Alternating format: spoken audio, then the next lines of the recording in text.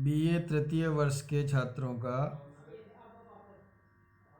आज इस ई कंटेंट्स में स्वागत है। प्रिय विद्यार्थियों, आज हम बीए थर्ड ईयर के संस्कृत साहित्य की महत्वपूर्ण पुस्तक, प्रथम प्रश्न पत्र की महत्वपूर्ण पुस्तक तर्क संग्रह का अध्ययन प्रारंभ करेंगे। सर्वप्रथम तर्क संग्रह का अर्थ क्या है, क्यों इस पुस्तक का नाम तर्क संग्रह रखा, जिसमें कि इसके समस्त विषयों को समाहित किया गया है, इस पर विचार करते हैं। और वैसे एक सूचना है कि यह ग्रंथ संस्कृत साहित्य में अपनी श्रेणी का भिन्न ग्रंथ है। यानी दर्शन साहित्य जो है वो सामान्य संस्कृत से भिन्न शब्दावली का प्रयोग करते हैं, अतः इसको ज्ञात करना थोड़ा कठिन है। हम सबसे पहले तर्क संग्रह शब्द का अर्थ ज्ञात करते हैं कि तर्क संग्रह किसको कहते हैं। तर्क का अर्थ है उदाहरण के द्वारा नियम की स्थापना करना, जिसके द्वारा सार्थक ज्ञान की ओर जाया जा सके, उसको हम तर्क बोलते हैं। तो ऐसे सिद्धांत जो कि ज्ञान की ओर उन्मुख करते हैं, उन सिद्धांतों का संग्रह जिस ग्रंथ में किया गया है उसको तर्क संग्रह कहते हैं।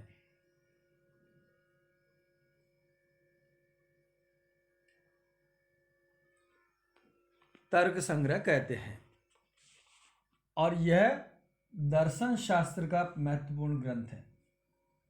तो सबसे पहले दर्शन शास्त्र कौन सी विधा में आता है, इसका एक संक्षिप्त परिचय हम प्राप्त करते हैं कि संस्कृत साहित्य में बहुविध विषयों को लेकर प्रभूत साहित्य की रचना हुई है। मोटे तौर पर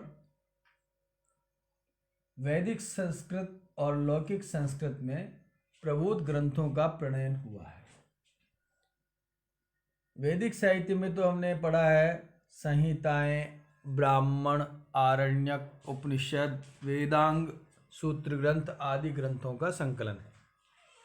लौकिक संस्कृत साहित्य में अनेक विषयों को वर्गीकृत करते हुए उसके अनुशासन में ग्रंथों की रचना की गई है। जैसे पुराण साहित्य, शास्त्रीय साहित्य, लौकिक साहित्य जिसको हम कहते हैं महाकाव्य है, काव्य है, नाटक है, छंद है, अलंकार शास्त्र है, इत्यादि अनेक बहुविध ग्रंथों की रचना की। उसमें दर्शन साहित्य, दार्शनिक साहित्य या दर्शन शास्त्र अपने श्रेष्ठतम विषय को लेकर अत्यंत महत्व रखता है। दर्शन शब्द का अर्थ क्या है? दृश्यते अनेनेति दर्शनम, जिसके द्वारा जगत के पीछे छिपे सिद्धांतों को जाना जाए, देखा जाए, परखा जाए और सही निर्णय पर पहुंचा जाए, उस साहित्य को दर्शन कहते हैं। दृश्यते अनेन इति, अनेन मतलब जिसके द्वारा, दृश्यते देखा जाए, जगत के पीछे छिपे सिद्धांतों को जो कि ज्ञानेंद्रियों के द्वारा और कर्मेंद्रियों के द्वारा बोधगम्य नहीं हो सके, उन सिद्धांतों या विषयों को जानना दर्शन कहलाता है। जिस प्रक्रिया के द्वारा जाना जाए उसको दर्शन कहते हैं। अतः दर्शन शास्त्र हमारे जीवन में महत्वपूर्ण स्थान रखता है कि मानव जीवन के उद्देश्य को भारतीय चिंतन परंपरा में 4 वर्ग की प्राप्ति के योग्य माना है। चतुर्वर्ग फल प्राप्ति, चतुर्वर्ग धर्म, अर्थ, काम और मोक्ष। मोक्ष अंतिम अवस्था है जो कि मृत्यु के बाद आती है।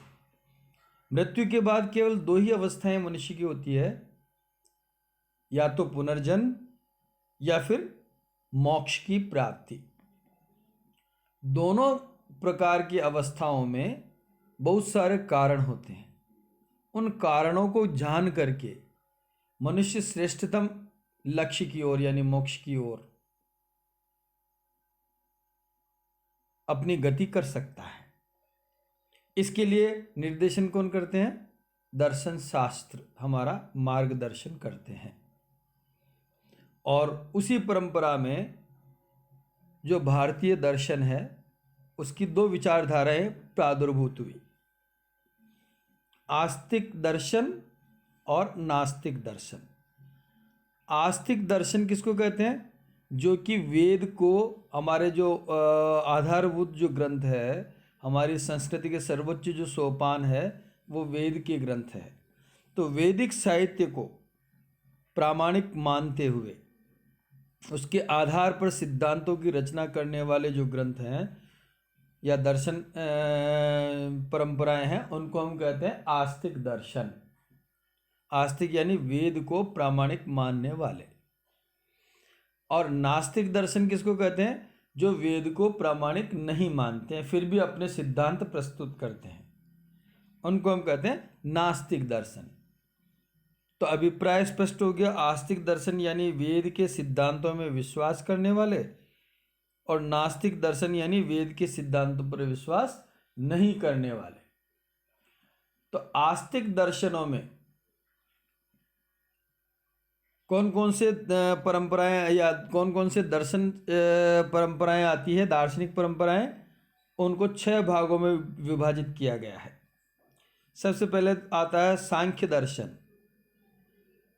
ये एक विचारधारा या एक परंपरा, सांख्य दर्शन की परंपरा। यानी सांख्य का मतलब है समानम ख्यानम, यानी ईश्वर को समान रूप से देखना। उस सांख्य दर्शन में ये एक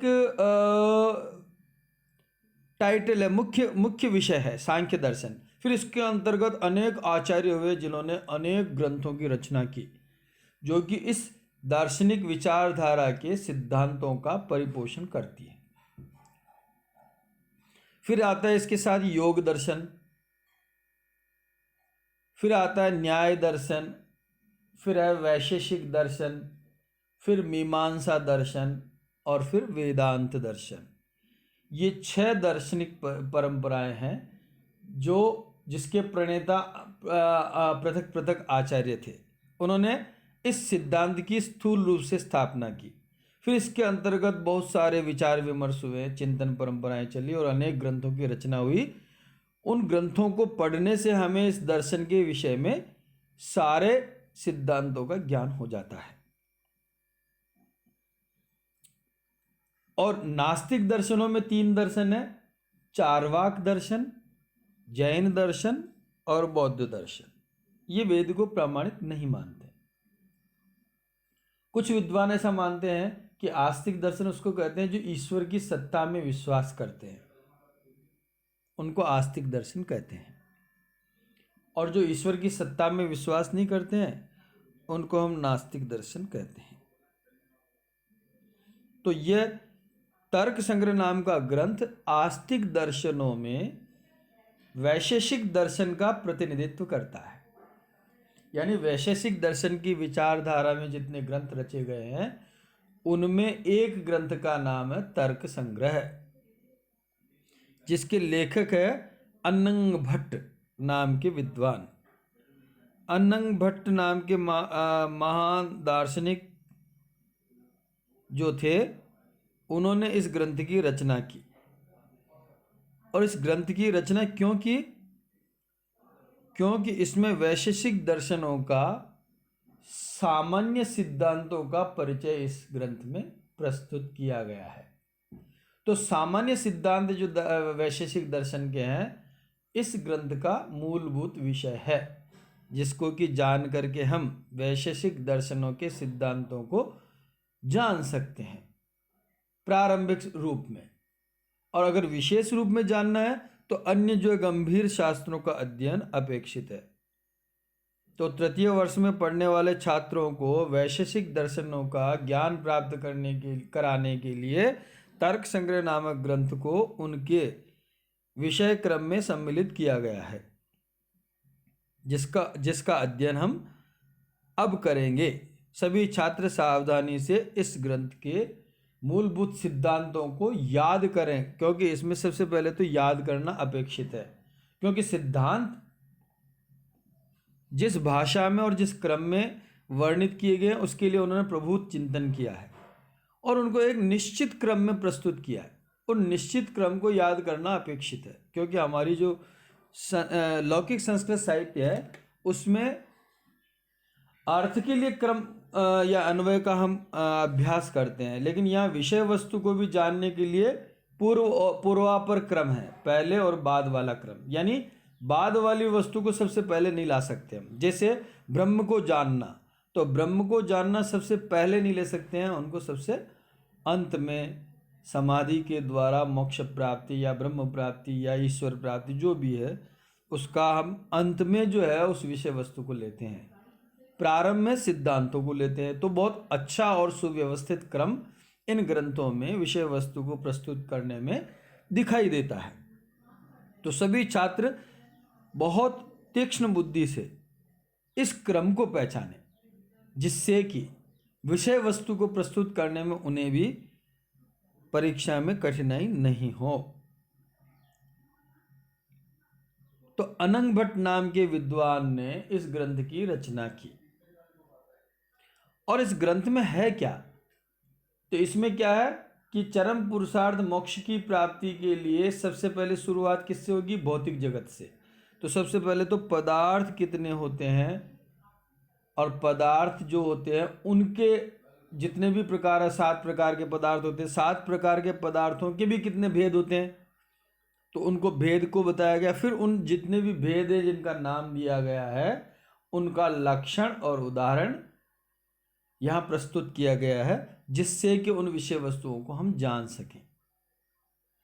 और उनके बाद जो है किसी भी पदार्थ को जानने के साधन, यानी ज्ञान अगर संसार में है तो उस ज्ञान के प्राप्त करने के साधन कौन कौन से हैं, उनको यहाँ पर कहा गया प्रमाण। तो प्रमाण यानी ज्ञान प्राप्ति का साधन, जैसे प्रत्यक्ष प्रमाण, अनुमान प्रमाण, शब्द प्रमाण इत्यादि ज्ञान प्राप्ति के साधनों को प्रमाण कहा गया है। इसकी परिभाषाएं भी यहाँ दी गई और उनके भेद भी दिए गए। उनके द्वारा किसको जाना जाए उसको हम कहते हैं प्रमेय। प्रमेय का मतलब है ज्ञान प्राप्ति का लक्ष्य, यानी ज्ञान प्राप्ति का केंद्र बिंदु, यानी किसका ज्ञान प्राप्त किया जाए उसको हम कहते हैं प्रमेय। और प्रमाता एक शब्द आता है। प्रमाता का शब्द अर्थ होता है ज्ञान प्राप्त करने का इच्छुक व्यक्ति।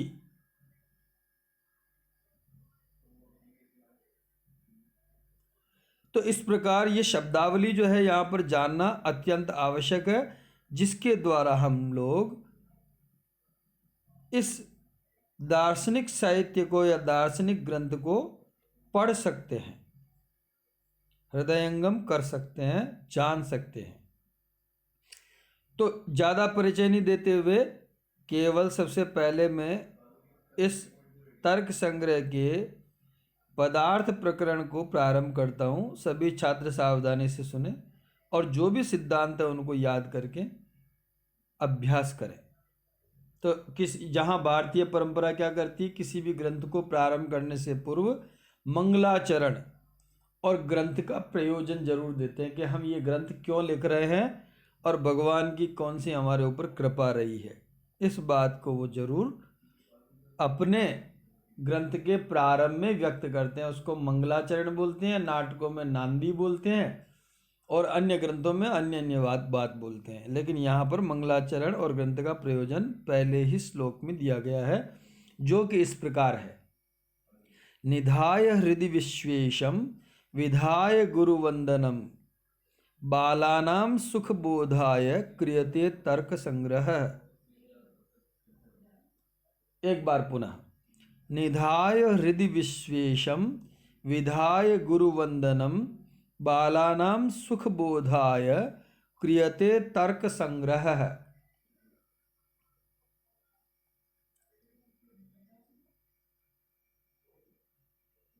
इसमें 9 पद है। इन 9 पदों को सही क्रम में रखेंगे तो अन्वय की प्राप्ति होती है। तो अन्वय कैसा होगा इसका? इस तरह से होगा, विश्वेशम हृदि निधाय गुरुवंदनम विधाय बालानां सुखबोधाय तर्क संग्रह क्रियते। एक बार पुनः, विश्वेशम हृदि निधाय गुरुवंदनम विधाय बालानां सुखबोधाय तर्क संग्रह क्रियते। इसका अर्थ क्या है?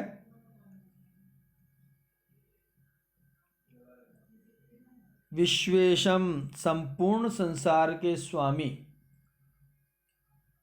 या रचयिता, जो ब्रह्म है या भगवान है या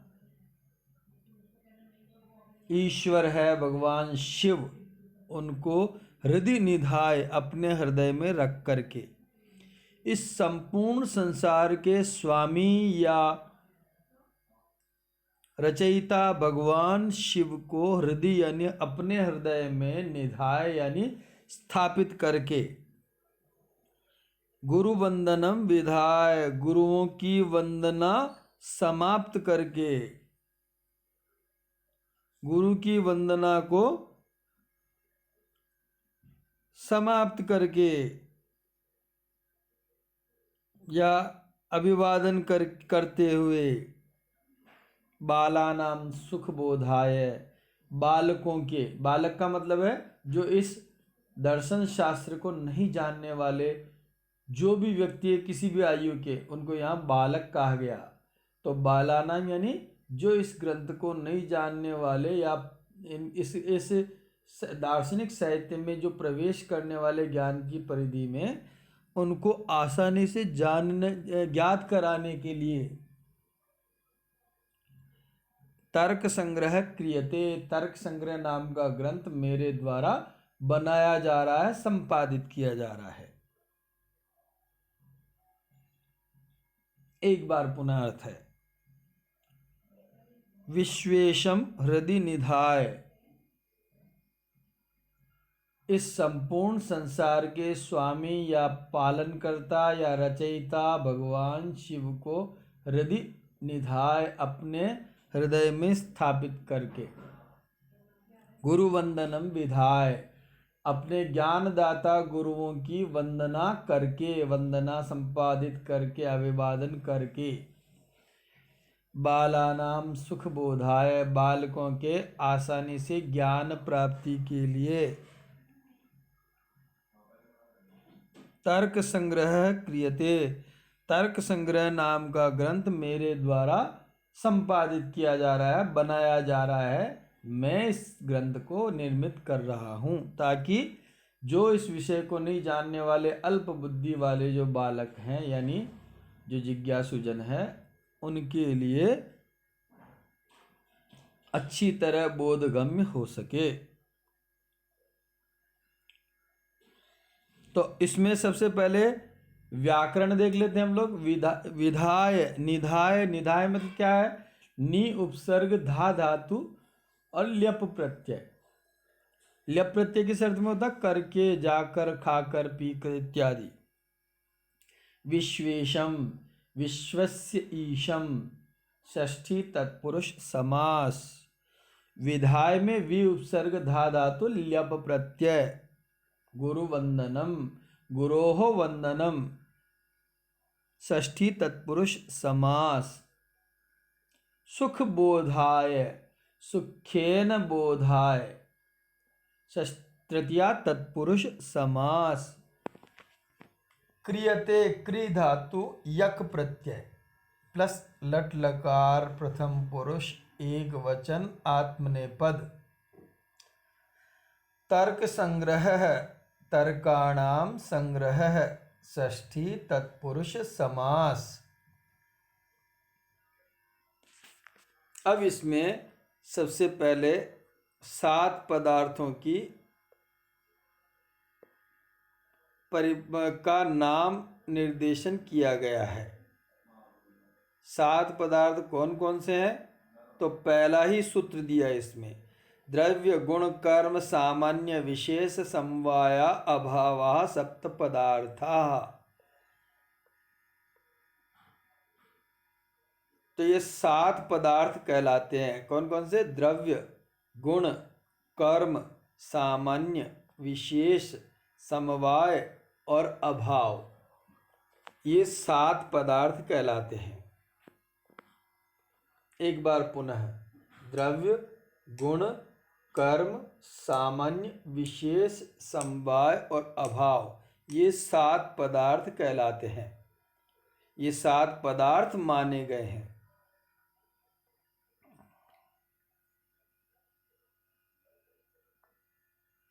तो पदार्थ किसको कहते हैं? तो पदार्थ का लक्षण दिया गया है, पदजन्य प्रतीति विषयत्वम पदार्थत्वम, अर्थात पद से उत्पन्न ज्ञान के विषय को, यानी कोई शब्द बोला जाए, उस शब्द के द्वारा उत्पन्न जो ज्ञान है, उस ज्ञान का जो विषय, यानी वह ज्ञान जिसको लक्ष्य करके कहा जा रहा है, उसे पदार्थ कहते हैं। पुनः एक बार समझिए, पदार्थ किसको कहते हैं? पदजन्य प्रतीति जनक विषयत्वम पदार्थत्वम, किसी भी पद यानी वाक्य या शब्द के द्वारा उत्पन्न जो ज्ञान है, उस ज्ञान का जो विषय है, उसे हम कहते हैं पदार्थ। जैसे हमने कहा जल, तो शब्द उच्चारित हुए जल, और जल के मनुष्य को ज्ञान हुआ कि जल ऐसा होता है, तो वह जब अपने अंदर वो ज्ञान प्राप्त कर लिया, तो जल जो वास्तविक जो स्थूल जल है, वहाँ तक जाकर के वह उसकी प्रतीति जब हो जाती है पानी की, तो इसको हम कहते हैं पदार्थ। यानी जल, पानी जो क्या है, वह पदार्थ है, क्योंकि वह पद से उत्पन्न ज्ञान का विषय है, और ज्ञान का विषय होने के कारण वह पदार्थ है। तो इसमें पहला ही सूत्र इस प्रकार का है कि द्रव्य गुण कर्म सामान्य विशेष समवाय और अभाव, ये 7 पदार्थ माने गए हैं।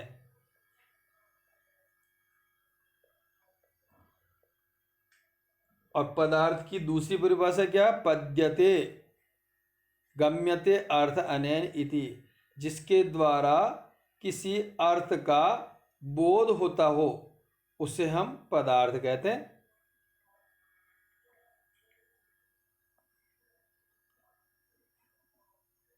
तो अब इसमें क्या है कि पदार्थ वस्तुतः क्या? प्रमेय है। प्रमेय मतलब ज्ञान प्राप्ति का लक्ष्य है, और उसको जानने के लिए सबसे पहले हम क्या करेंगे? पदार्थ का ज्ञान प्राप्त करेंगे।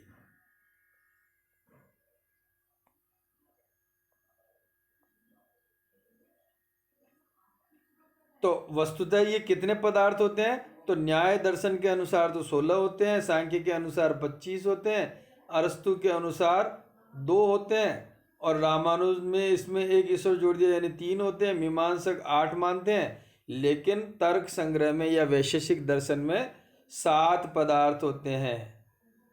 और 7 पदार्थ कौन कौन से हैं? द्रव्य गुण कर्म सामान्य विशेष समवाय और अभाव, ये 7 ही पदार्थ होते हैं।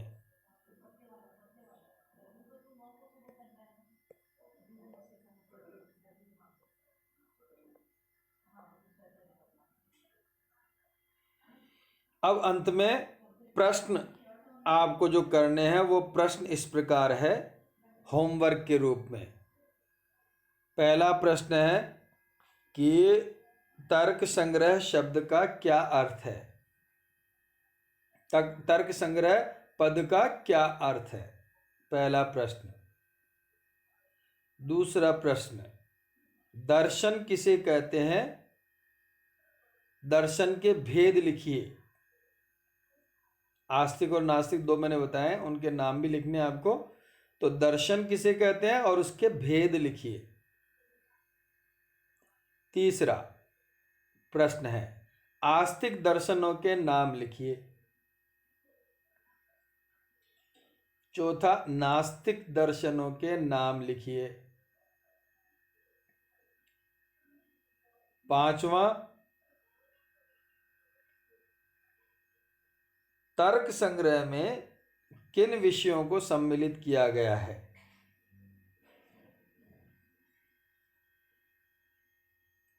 पांचवा प्रश्न है कि इसमें मंगलाचरण या ग्रंथ प्रयोजन के से संबंधित श्लोक की व्याख्या कीजिए।